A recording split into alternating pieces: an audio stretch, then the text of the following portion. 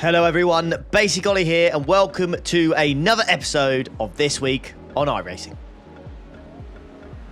So let's start this week's episode off by covering the IMSA series and the IMSA Endurance series, and yet again, we're off to Road America. Come on now, dawg. Come on, man. Boring. Maybe it's just me, but I feel like every week this track is just somewhere. Maybe I'm just a certified Road America hater. If you love it, fair play, but not for me. I just do not like this place at all. But regardless, anyways, let's talk about it. So yeah, IMSA is going to Road America. Track temperature-wise, it's around 20 degrees, so mid 20 degrees, so you don't need to worry about the temperature being too high here. Your tips for this one is to celebrate freedom. You are at Road America, so it is the most freedom of circuits that you could possibly drive on, so just celebrate it, baby. Rain, you don't need to worry about rain in the open or the fixed at all. There is none at all, so if you do not like the rain, then this might be the one for you. You know, I think after Daytona, many people are looking to avoid the rain, especially those that did the 12 p.m. slot. Anyways, and of course, they do this weird thing where the rain is not in any of the sprints, but in the endurance race, it's pretty much guaranteed. So 88% chance of rain. It is going to rain. I've never seen rain percentages that high and it's not rain. So it's definitely going to rain. So you're definitely going to have to get some practice in. Definitely go to the IMSA Endurance lobbies and do some practice there because it will rain and it will be pretty chaotic getting past the slower class cars if you're in an LMP2 or GTP. If you're in GT3s, do watch out for those dive bombs. It's going to be very, very difficult for those cars to make the move, especially in the rain, and do expect some understeer. So try and give them some room. As much as you don't want to, you might lose some time. And of course, LMP2s and GTPs, do take your time overtaking. Again, as much as you don't want to lose time, it's going to be quite treacherous out there. So that is where IMSA is going for this week. Next up, let's cover the GT3 stuff, shall we? So we've got the GT Sprint, the GT3 Challenge, and the GT Endurance, all heading to Zandvoort.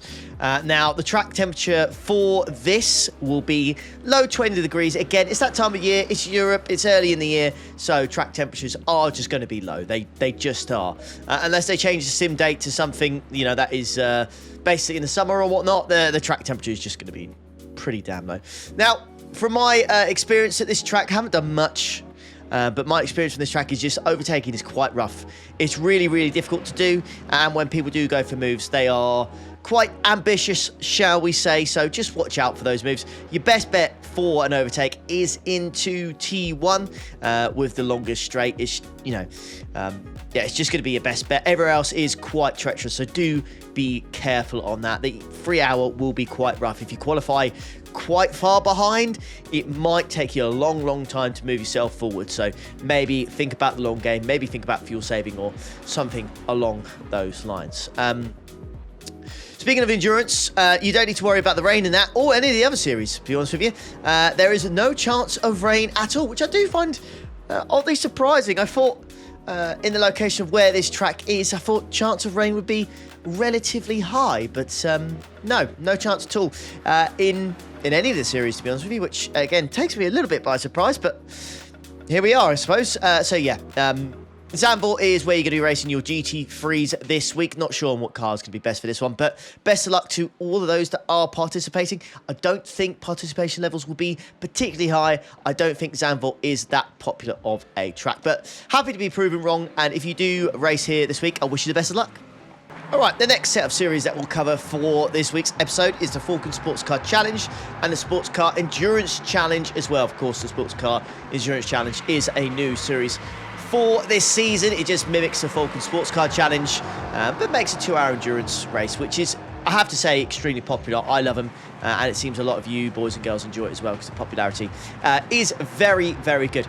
Now, the track, now this isn't as popular. It's Phillip Island. Phillip Island. Now, I may be wrong on this, so please do correct me in the comments, and I'm sure you will. But I believe this is more of like a MotoGP circuit. It is basically, it was designed for bikes, so it is quite thin, it is quite narrow. Again, it is difficult to overtake around here, so qualifying will be crucial for the sprints and, of course, for the endurance. Now, just because it is difficult to overtake does not mean it's not a good track. And if you drive around this place, it's actually quite a neat circuit, I've got to say. I do enjoy racing around here.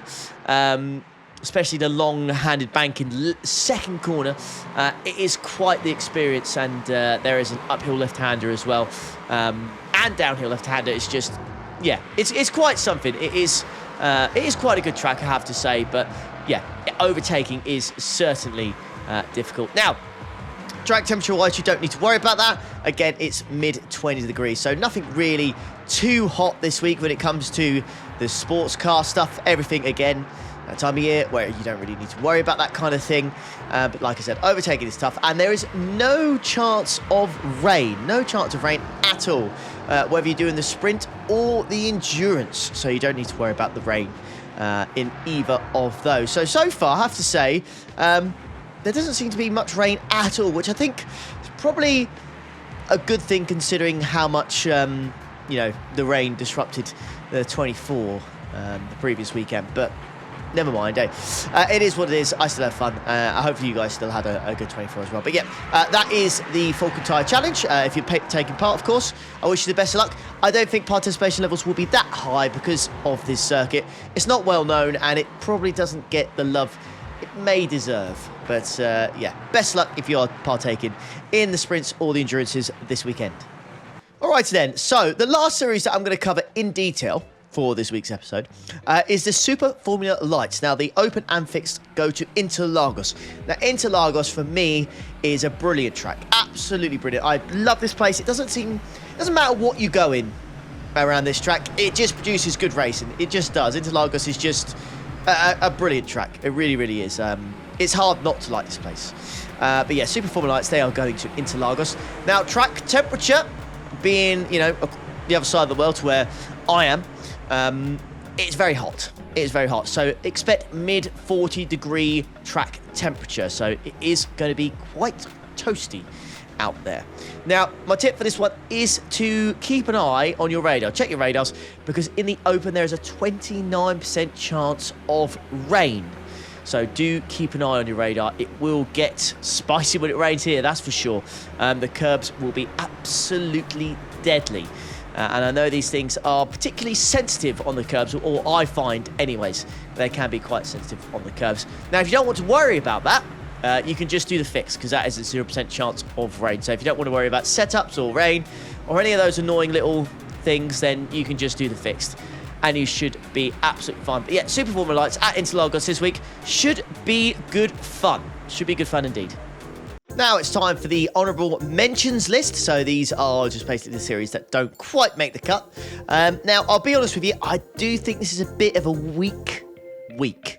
That makes any sort of sense. There's nothing really that kind of sticks out to me. Maybe you guys can let me know in the comments if there's any series that you like and look of for this week. But yeah, don't think it's particularly great. I'll be honest, I'm just looking at this list right now. It's week 7 for this week, and it's just, I don't think it's particularly great. Maybe there's a series out there you're thinking, Ollie, why don't you like that? But for me personally, I don't think it's a particularly good week this week. But regardless, hopefully you boys and girls enjoy it, just like you enjoyed this episode. And if you did, hit the old like button on the way out. Subscribe if you are new around here, please. And I'll leave you boys and girls to it. Have an awesome rest of your day. Thanks for watching. Take care. Ta-da.